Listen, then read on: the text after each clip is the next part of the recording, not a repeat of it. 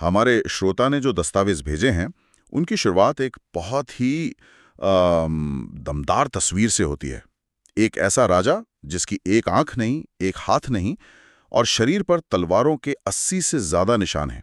फिर भी वो उत्तर भारत की सबसे बड़ी ताकत था। हम बात कर रहे हैं महाराणा संग्राम सिंह की, जिन्हें इतिहास महाराणा सांगा के नाम से जानता है।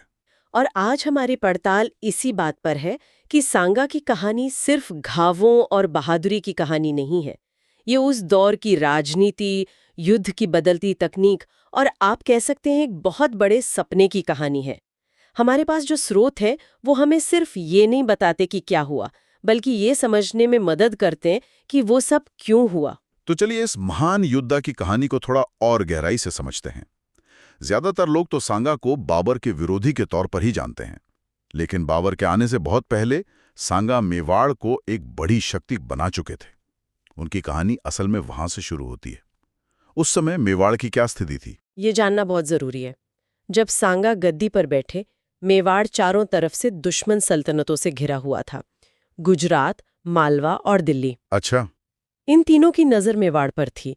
तो सांगा के लिए ये सिर्फ अपना राज्य बचाने की चुनौती नहीं थी, बल्कि अपने वजूद को साबित करने की लड़ाई थी। उन्होंने सिर्फ रक्षा नहीं की, बल्कि एक आक्रामक रुख अपनाया। उन्होंने एक एक करके मालवा और गुजरात के सुल्तानों को हराया। मतलब ये कि बाबर के आने से पहले ही वो एक चैंपियन बन चुके थे। उनके 80 घावों की जो बात होती है, वो सिर्फ एक लड़ाई की देन नहीं है। ये उन दर्जनों लड़ाइयों का नतीजा है जो उन्होंने अपने शासन के शुरुआती सालों में लड़ी। बिल्कुल। और ये घाव सिर्फ शारीरिक नहीं थे, ये उनके अनुभव का प्रतीक थे। हर घाव युद्ध के मैदान में सीखा गया एक सबक था। और इसी अनुभव ने उन्हें उस समय का सबसे बड़ा सैन्य रणनीतिकार बनाया। वो जानते थे कि दुश्मन को कैसे पढ़ना है, मैदान का इस्तेमाल कैसे करना है और सबसे जरूरी, अपने सैनिकों को कैसे प्रेरित करना है। उनका वो घायल शरीर ही उनकी सबसे बड़ी ताकत थी, जो सैनिकों को ये संदेश देता था कि अगर उनका राजा इस हाल में लड़ सकता है, तो वो क्यों नहीं। यह एक दिलचस्प बात है। हम कहते हैं कि उन्होंने राजपूतों को एक किया। ये सुनने में बहुत आसान लगता है, लेकिन ये तो लगभग नामुमकिन काम था, है ना? मारवाड़ और मेवाड़ जैसे राज्यों में तो सदियों से दुश्मनी चली आ रही थी। तो सांगा ने ऐसा क्या किया जो कोई और नहीं कर पाया? क्या ये सिर्फ धर्म की दुहाई थी या इसके पीछे कोई बहुत ही चतुर राजनीतिक चाल थी? ये बहुत अच्छा सवाल है। ये सिर्फ धर्म की बात नहीं थी, ये कूटनीति का एक मास्टर क्लास था। सांगा ने ये समझा कि इन सभी राजपूत राज्यों का एक साझा दुश्मन है, बाहरी सल्तनतें। सही है। उन्होंने इस साझा डर और साझा पहचान को एक हथियार की तरह इस्तेमाल किया। उन्होंने शादियों और संधियों के जरिए रिश्ते बनाए। उन्होंने छोटे राजाओं को सम्मान और स्वायत्तता दी, जो उन्हें दिल्ली सल्तनत से कभी नहीं मिलती। तो उन्होंने एक तरह का राजपूत संघ बनाया, जहां हर कोई बराबर का भागीदार महसूस कर रहा था, ना कि मेवाड़ के अधीन। सही कहा। उन्होंने ये सपना दिखाया कि अगर हम सब एक हो जाएं, तो हम सिर्फ अपनी रियासतें नहीं बचाएंगे, बल्कि दिल्ली पर भी नियंत्रण कर सकते हैं। ये एक बहुत बड़ा विजन था। उस समय दिल्ली की लोधी सल्तनत वैसे भी कमजोर पड़ रही थी, तो कई राजपूत राजाओं को लगा कि सांगा के नेतृत्व में उनका भविष्य ज्यादा सुरक्षित और गौरवशाली हो सकता है। ये सिर्फ भावनात्मक अपील नहीं थी, ये एक बहुत ही व्यावहारिक राजनैतिक गठबंधन था। तो सांगा ने एक ऐसा गठबंधन बना लिया है जो लगभग अपराजय लगता है।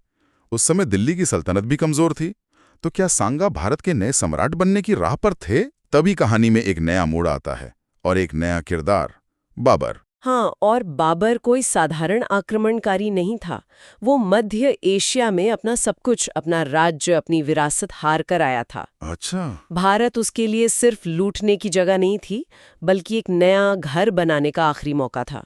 वो हताश था, और एक हताश सेनापति सबसे ज्यादा खतरनाक होता है। सही बात है। उसके पास खोने के लिए कुछ नहीं था और पाने के लिए पूरी दुनिया थी। और वो अपने साथ कुछ ऐसा लाया था जो हिंदुस्तान ने पहले कभी बड़े पैमाने पर नहीं देखा था, तोपखाना और बंदूकें। हमारे स्रोत बताते हैं कि ये सिर्फ दो सेनाओं का नहीं, बल्कि दो अलग अलग युद्ध शैलियों का टकराव था। इसे दो युगों का टकराव कहना ज्यादा सही होगा। एक तरफ राजपूत सेना थी, जो हजारों सालों से चले आ रहे बहादुरी, व्यक्तिगत शौर्य और आमने सामने की टक्कर के सिद्धांतों पर लड़ती थी। उनके लिए युद्ध एक सम्मान की बात थी। दूसरी तरफ बाबर था, जिसके लिए युद्ध सिर्फ जीतने का एक जरिया था, चाहे तरीका कोई भी हो। ये तोपों वाली बात थोड़ी और विस्तार से समझते हैं।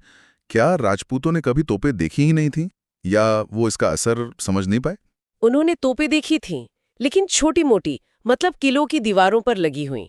उन्होंने कभी पूरे आर्टिलरी फॉर्मेशन का सामना नहीं किया था। अच्छा। जरा सोचिए, हजारों राजपूत सैनिक और उनके हाथी जो सिर्फ तलवार और भालों की आवाज के आदी हैं, उनके सामने अचानक दर्जनों तोपें एक साथ आग उगलती हैं। वो धमाका, वो धुआं और वो विनाश, ये सिर्फ शारीरिक हमला नहीं था, ये एक मनोवैज्ञानिक हमला था। इसने हाथियों को बिदका दिया, जो अपनी ही सेना को कुचलने लगे, और सैनिकों के हौसले तोड़ दिए। और बाबर सिर्फ तोपें नहीं लाया था, वो अपने साथ युद्ध की एक पूरी नई रणनीति लेकर आया था, जिसे तुलुगमा कहते हैं। ये क्या थी? तुलुगमा एक मंगोल रणनीति थी। इसमें सेना को 3 हिस्सों में बांटा जाता है। एक मुख्य हिस्सा जो सामने से लड़ता है, और 2 किनारे वाले हिस्से जिन्हें फ्लैंक कहते हैं, जो बहुत तेजी से घूमकर दुश्मन को पीछे से घेर लेते हैं। खानवा के मैदान में यही हुआ। राजपूत सेना पूरी ताकत से बीच में लड़ रही थी, उन्हें लगा कि वो जीत रहे हैं। लेकिन तभी बाबर के घुड़सवार दस्तों ने किनारों से घूमकर उन्हें पीछे से घेर लिया। तो वो फंस गए। हाँ, अब राजपूत सेना आगे तोपों और पीछे घुड़सवारों के बीच फंस गई थी। ये एक चक्रव्यूह था जिससे निकलना लगभग नामुमकिन था। इसी युद्ध से पहले महाराणा सांगा ने एक बात कही थी जो बहुत मशहूर है। ये युद्ध राज्य के लिए नहीं, धर्म के लिए है। जब हम आज धर्म शब्द सुनते हैं तो इसका मतलब कुछ और हो सकता है। सांगा के लिए धर्म युद्ध का क्या मतलब था? क्या ये सीधे तौर पर एक हिंदू मुस्लिम लड़ाई थी, या इसका मतलब अपनी संस्कृति और जीवन शैली को बचाने से था? ये समझना बहुत महत्वपूर्ण है। 16वीं सदी में धर्म का मतलब सिर्फ पूजा पद्धति नहीं था। राजपूत धर्म का मतलब था अपने वचन का पालन करना, अपनी जमीन की रक्षा करना और अन्याय के सामने न झुकना।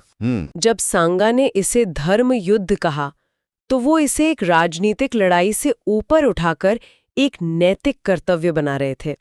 वो अपने सैनिकों से कह रहे थे कि तुम सिर्फ मेरे लिए नहीं लड़ रहे हो, तुम अपनी आने वाली पीढ़ियों, अपनी जीवन पद्धति और अपनी पहचान के लिए लड़ रहे हो। अच्छा। हाँ, बाबर का बाहरी और अलग मजहब का होना एक फैक्टर जरूर था, लेकिन सांगा का जोर स्वधर्म यानी अपने कर्तव्यों की रक्षा पर था। युद्ध शुरू हुआ, सांगा खुद सेना का नेतृत्व कर रहे थे, लेकिन फिर जैसा कि हमारे स्रोत बताते हैं, निर्णायक मोड़ पर कुछ ऐसा हुआ जिसकी उम्मीद नहीं थी। कुछ सहयोगी राजाओं ने उनका साथ छोड़ दिया। हाँ, सिलहदी तंवर जैसे कुछ प्रमुख सरदार युद्ध के बीच में ही बाबर से जा मिले। ओह, बीच युद्ध में? जी, ये उस गठबंधन की सबसे बड़ी कमजोरी थी। ये गठबंधन साझा हित पर बना था, लेकिन व्यक्तिगत लालच और पुरानी दुश्मनियां अभी भी जीवित थीं। जैसे ही उन्हें लगा कि लड़ाई का पलड़ा बाबर की तरफ झुक रहा है, उन्होंने पाला बदल लिया। ये सांगा के लिए एक बहुत बड़ा झटका था, सैन्य भी और भावनात्मक भी। और इसी उथल-पुथल के बीच सांगा को एक तीर लगा और वो बेहोश हो गए। उनके सरदार उन्हें मैदान से बाहर ले गए। इतिहास की किताबें तो इसे सांगा की एक निर्णायक हार कहती हैं। क्या ये कहना कि उनकी आत्मा नहीं हारी सिर्फ एक कहानी को बेहतर बनाने का तरीका है? सैन्य दृष्टिकोण से तो ये एक विनाशकारी हार थी, है ना? सैन्य दृष्टिकोण से बिल्कुल, इसमें कोई दो राय नहीं। ये एक बहुत बड़ी हार थी। उनका सपना, उनका गठबंधन, सब कुछ उस मैदान पर बिखर गया। हजारों सैनिक मारे गए। लेकिन किसी व्यक्ति की महानता सिर्फ जीत हार से नहीं तय होती, वो इस बात से तय होती है कि वो हार के बाद क्या करता है। और यहीं पर सांगा की कहानी एक नया मोड़ लेती है। जब उन्हें होश आया तो उनका पहला सवाल क्या था? उनका पहला सवाल था, लड़ाई का क्या हुआ? जब उन्हें बताया गया कि हम हार गए हैं और चित्तौड़ वापस जा रहे हैं, तो उन्होंने इनकार कर दिया। इनकार कर दिया? हाँ। उन्होंने कहा, मैं हारा हुआ मुंह लेकर चित्तौड़ वापस नहीं जाऊंगा। उन्होंने वहीं पर अपनी पगड़ी उतार दी और प्रतिज्ञा ली कि जब तक वो बाबर को हरा नहीं देते, वो ना तो चित्तौड़ में कदम रखेंगे और ना ही सिर पर पगड़ी पहनेंगे। ये तो असाधारण बात है। मतलब हार के बाद भी उनका संकल्प टूटा नहीं था, वो फिर से सेना इकट्ठा करने की तैयारी कर रहे थे। हाँ, और यही बात उन्हें खास बनाती है। उन्होंने आत्मसमर्पण नहीं किया, उन्होंने हार को स्वीकार नहीं किया, वो फिर से तैयारी में जुट गए। लेकिन उनका अंत भी उतना ही दुखद और रहस्यमयी है। ऐसा क्यों? कुछ इतिहासकारों का मानना है कि उन्हीं के कुछ सरदार, जो अब और युद्ध नहीं चाहते थे और बाबर से समझौता करना चाहते थे, उन्होंने सांगा को जहर दे दिया। तो जिस व्यक्ति ने अपना पूरा जीवन बाहरी दुश्मनों से लड़ते हुए बिताया, उसका अंत शायद अपनों के ही हाथों हुआ। ये तो बहुत बड़ी विडंबना है। ये उस दौर की कड़वी सच्चाई है, लेकिन उनकी मृत्यु ने उनके संकल्प को अधूरा भले ही छोड़ दिया हो, उनकी विरासत को अमर कर दिया। वो एक विचार छोड़ गए कि हार तब तक हार नहीं होती जब तक आप उसे मान न लें। उनकी ये जिद, ये संकल्प आने वाली पीढ़ियों के लिए प्रेरणा बन गया। महाराणा प्रताप, जो उनके पोते थे, उन्होंने भी अकबर के सामने यही रास्ता अपनाया। समझौता नहीं, संघर्ष। ये प्रेरणा उन्हें सांगा से ही मिली थी। तो जब हम उनकी कहानी के अंत में पहुंचते हैं तो हमारे श्रोता के लिए मुख्य टेकअवेज क्या हैं? पहली बात तो शायद यही है कि असली शक्ति हथियारों में नहीं, संकल्प में होती है। बिल्कुल। सांगा का टूटा हुआ शरीर इस बात का सबसे बड़ा सबूत था। उनके पास तोपें नहीं थी, लेकिन उनके पास एक इरादा था जो किसी भी तोप के गोले से ज्यादा शक्तिशाली था। दूसरी बात यह है कि नेतृत्व का मतलब सिर्फ जीतना नहीं होता। नेतृत्व का मतलब होता है हार के बाद फिर से खड़ा होना और अपनी टीम को यह विश्वास दिलाना कि लड़ाई अभी खत्म नहीं हुई है। और एक बात जो मुझे बहुत महत्वपूर्ण लगती है, वो है उनकी दूरदर्शिता। उन्होंने समझा कि छोटी छोटी लड़ाइयों से कुछ हासिल नहीं होगा, एक बड़े लक्ष्य के लिए सबको साथ आना होगा। उनका राजपूत संघ भले ही खानवा में टूट गया, लेकिन ये विचार कि एकता में ही शक्ति है, वो हमेशा के लिए स्थापित कर गए। सही बात है।